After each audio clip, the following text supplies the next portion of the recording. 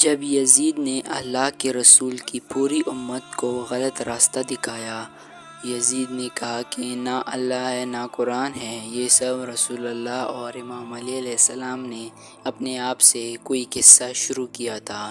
یزید نے وہ کام عام کر دیے تھے جو کہ اللہ تعالیٰ کو سخت ناپسند تھے۔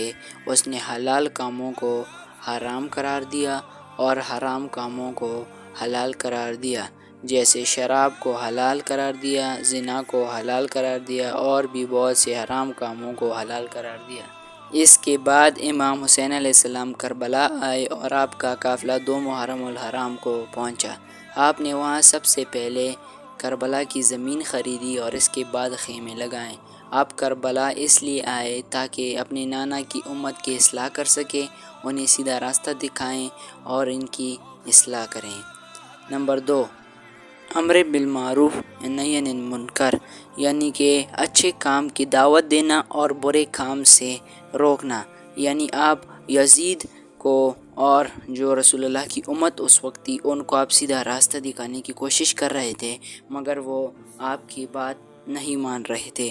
نمبر 3، آپ اپنے بابا اور نانا کی سیرت زندہ کرنے کے لیے آئے۔ کربلا کا واقعہ ایک قصہ نہیں بلکہ اخلاقیات ہے۔